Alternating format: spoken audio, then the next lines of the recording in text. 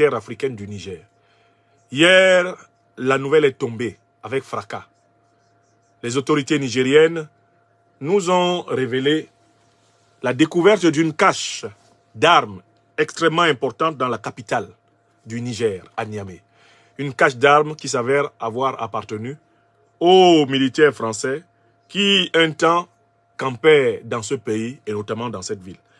C'est un reportage poignant. C'est un reportage très poignant que nous avons entendu hier.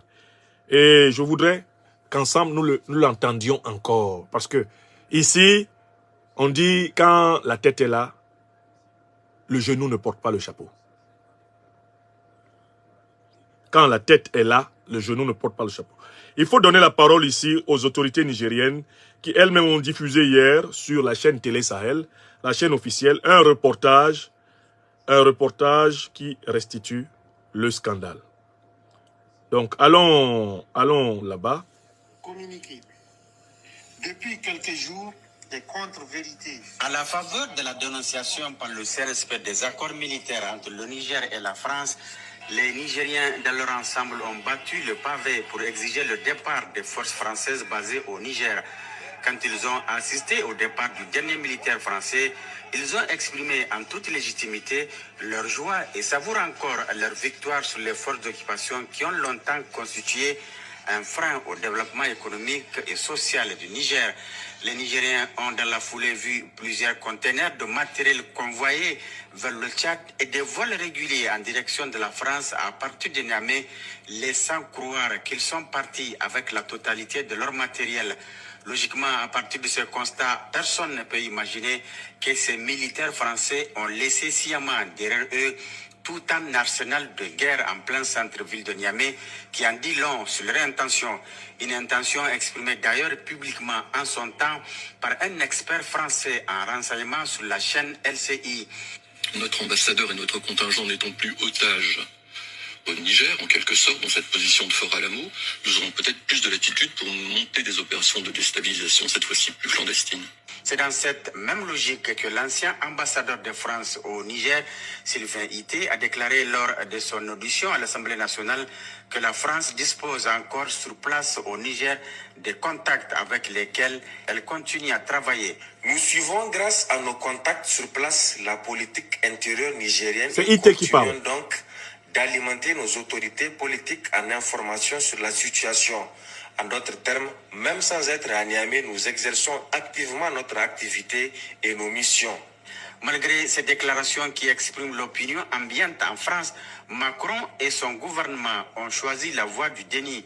Mais la découverte de tous ces matériels militaires faits dans cette maison située au quartier Francophonie, extension Tchangaré, occupée par des instructeurs militaires français jusqu'à leur départ, bat en brèche ce déni et apporte une preuve supplémentaire de la mise en œuvre de cette stratégie de déstabilisation de notre pays. En effet, des perquisitions opérées les 19 et 20 février 2024 dans cette maison et dans les locaux du siège de Cap Sahel à Niamey par une équipe mixte de la gendarmerie, de la police scientifique et de la police judiciaire ont permis de faire une découverte qui donne froid au dos. Il s'agit d'un vrai centre d'opération militaire, en même temps une cache d'armes et de munitions. Dans cette maison, il y a un élément qui a attiré particulièrement notre attention, c'est cette grande quantité de cartes géographiques sur l'Afrique de l'Ouest, parmi lesquelles une carte de Tesker, localité nigérienne très connue dans laquelle on a découvert récemment des mines et des missiles sol-air de longue portée qui nous renvoient aux souvenirs chaotiques de Rwanda du 7 avril 1994. Ou encore cette carte de la ville de Niamey sur laquelle toutes les places stratégiques de la capitale sont soigneusement identifiées et marquées. À quelle fin s'agit-il des cibles de probables attaques? Quand on ajoute à cette planification minutieuse des lance-roquettes anti-chars, des fusils d'assaut, des drones, des grenades, d'énormes quantités de munitions, des véhicules 4x4 dont certains sont sans plaque d'immatriculation mais sur lesquels ils ont prévu des fausses plaques et bien d'autres matériels, il s'avère clair que nous sommes en présence d'une vraie stratégie militaire qui ne fait point de mystère sur son objectif. Cette stratégie de déstabilisation de notre pays repose sur une idéologie bizarre écrite en rouge sur ce tableau d'affichage dans leur salle d'opération qui dit ceci: la paix, on peut l'éviter. Alors pourquoi éviter cette paix quand on déclare la désirer à tout bout des champs? Ici, le mensonge est tellement gros qu'il n'est plus possible de le cacher. Mais quand on construit un partenariat sur du faux, il y a toujours un élément qui trahit le subconscient, et les refoulés remontent à la surface pour révéler au grand jour le désir caché. Au stade actuel de nos rapports avec la France, il ne s'agit plus de désir caché, mais plutôt d'actions soigneusement planifiées pour semer le chaos à Niamey.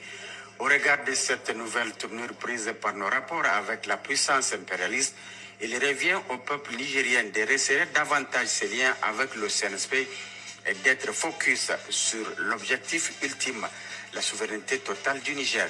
Il est donc impératif de rester dans la voie tracée par le Conseil national pour la sauvegarde de la patrie sous la conduite de son président, chef de l'État, le général de brigade Abdraman Tchani, pour atteindre un tel objectif. Voilà, merci. C'est un reportage de la télé officielle nigérienne, Télé Sahel. Alors, moi, il y a 3 choses qui me frappent dans le reportage que je viens à nouveau d'écouter avec vous et de vous montrer. La première, c'est que c'est un reportage factuel. Les faits sont incontestables. Les images, la localisation de la villa, le contenu des armes qui ont été découvertes sont décrites minutieusement par le reportage. La deuxième chose qui me frappe, c'est le fait que cette dénonciation n'a pas fait, à ma connaissance, l'objet d'un démenti des autorités françaises. Jusqu'à ce jour. Je n'ai pas connaissance d'un démenti, à moins qu'il soit sorti entre-temps. La troisième chose qui me frappe, c'est que ce n'est pas la première déstabilisation dont la puissance française a été coupable en Afrique depuis les indépendances. Statistiquement, on parle d'une centaine de coups d'État et de tentatives de coups d'État organisés par les services français en Afrique, de 1960 à nos jours.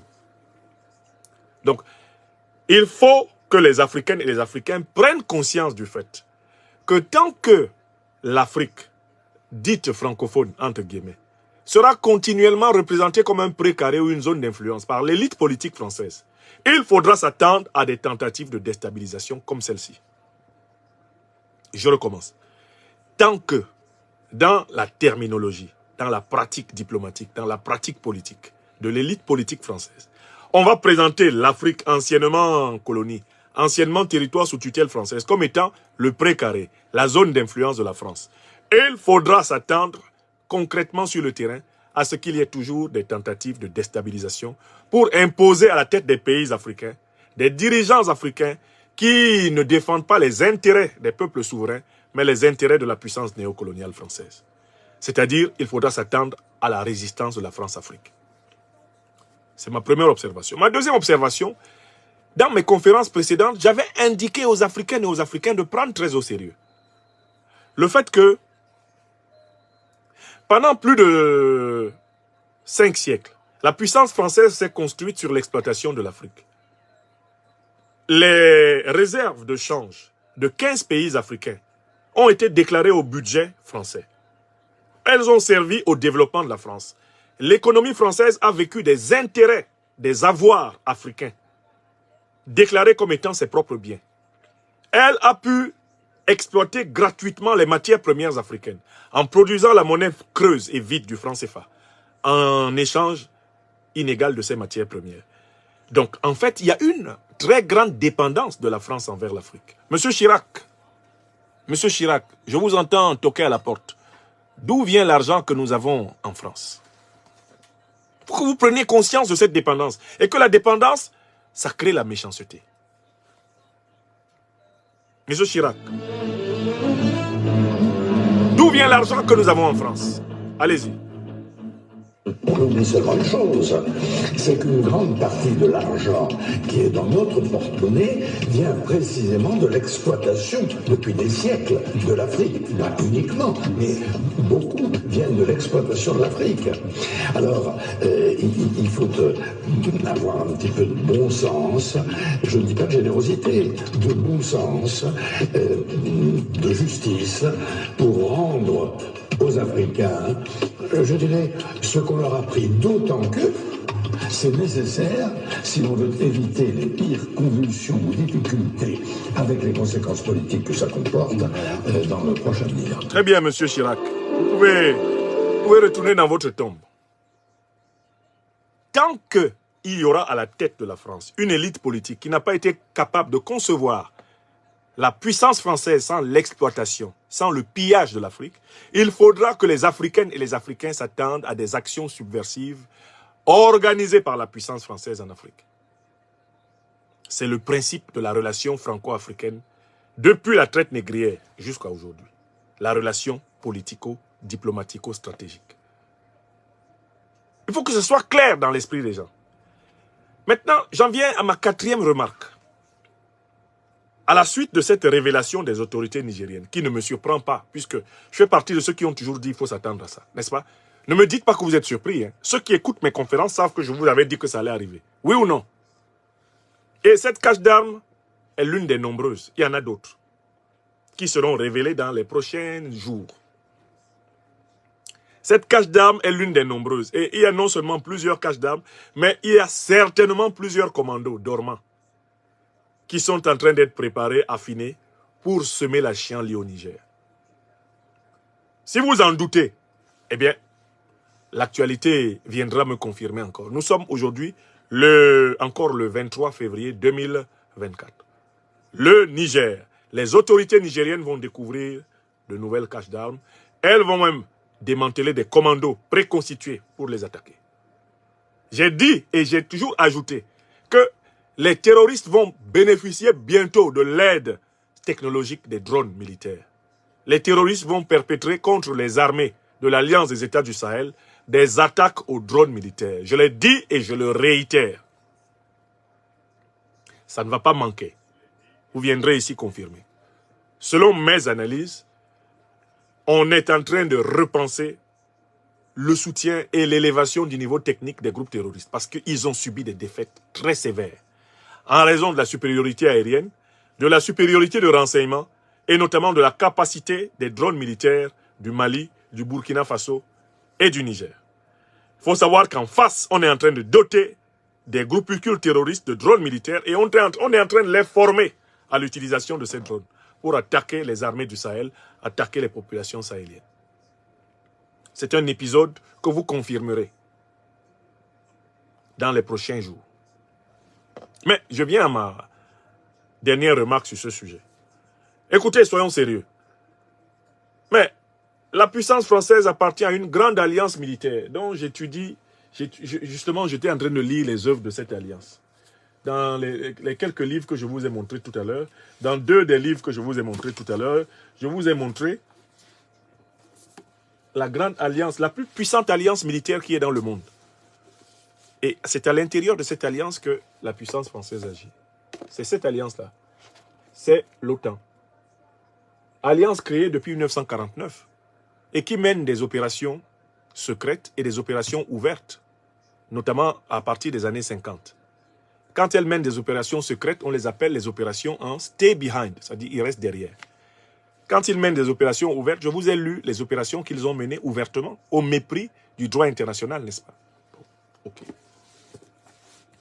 Quelle est la grande puissance? Quelle est la grande puissance qui commande à l'OTAN? Vous connaissez la grande puissance qui commande à l'OTAN, non? Écrivez son nom. Quelle est la grande puissance? Qui est le patron de l'OTAN? Ce n'est pas le secrétaire général. Alors, par habitude, comme le rappelle le chercheur Daniel Ganser, Daniel Ganser rappelle qu'il y a une apparence dans l'organisation de l'OTAN qui trompe souvent l'attention des gens. C'est que le secrétaire général de l'OTAN est toujours un ressortissant européen. Par exemple, là, c'est M. Stoltenberg. Mais ce qu'on ne sait pas, c'est que le commandant militaire de l'OTAN est la véritable autorité de l'OTAN. Et c'est toujours un Américain. D'accord? Le commandant militaire de l'OTAN ne parle pas trop, mais c'est lui qui détient la force. C'est lui qui fait, en réalité, la pluie et le beau temps. Alors que le secrétaire général, lui, c'est un figurant. Donc, à l'Europe a été attribuée la figuration dans cette alliance, alors que les États-Unis gardent la puissance, la force. Le commandant, en chef de l'OTAN est systématiquement un Américain. Par ce critère simple, vous savez que l'OTAN est une organisation, c'est une alliance militaire occidentale dominée par les États-Unis. Toutes les autres puissances occidentales à l'intérieur de l'OTAN sont des puissances vassales. C'est un peu comme ça qu'Alassane Ouattara se comporte envers le Bénin, le Togo, le Ghana. Il voulait se comporter comme ça avec le Nigeria quand Tinubu l'a dribblé. C'est comme ça qu'il se comporte avec la Guinée-Bissau et le Sénégal. D'ailleurs, Ouattara l'a dit, « I think I would have been an emperor ». Ouattara se dit, au-dessus de moi, il y a les Français. Au-dessus des Français, il y a les Américains. Mais moi, j'ai en bas de moi les dirigeants togolais, sénégalais, béninois. Il pensait que Tinubu était en bas de lui jusqu'à ce que Tinubu le dribble et lui coupe le téléphone pendant plus d'1 mois. En bas de moi, il y a Mbalo, le Bissau guinéen. Et il croyait qu'en bas de lui, il y aurait les présidents Assimi Goïta, Ibrahim Traoré et Abdourahmane Tiani. Ils lui ont dit non. On n'est pas en bas de toi. Nous sommes AES, Alliance des États du Sahel. Je reviens à l'OTAN. Est-ce que tout le monde a bien noté que la puissance dominante de l'OTAN, ce sont les États-Unis? Mais on vient de découvrir une cache d'armes qui a été laissée par la puissance française au Niger, n'est-ce pas? Mais qui est le patron dans l'OTAN de la puissance française? Je recommence cette question pour que les Nigériennes et les Nigériens m'écoutent bien. Qui est le patron dans l'alliance de l'OTAN de la puissance française? C'est-à-dire que quand la puissance française aurait amené une opération au Niger, qui chapeaute l'opération? L'OTAN. Qui est le patron de l'OTAN? Les États-Unis. Les États-Unis ont-ils une base militaire au Niger? Je recommence la question. Les États-Unis d'Amérique ont-ils, oui ou non, une base militaire au Niger? Réponse oui. Donc j'en déduis logiquement, et je le dis à nos autorités nigériennes et au peuple nigérien. La présence de la base militaire américaine au Niger améliore les chances de déstabilisation du Niger par l'OTAN. Je le dis une deuxième fois. La présence maintenue de la base militaire américaine au Niger améliore et augmente les chances de la déstabilisation du Niger par l'OTAN. Une deuxième fois. Une troisième fois. La présence de la base militaire américaine au Niger améliore et augmente les chances de déstabilisation du Niger par l'OTAN. Pourquoi? Parce que les États-Unis sont la puissance hégémonique de l'OTAN. Écrivez ça.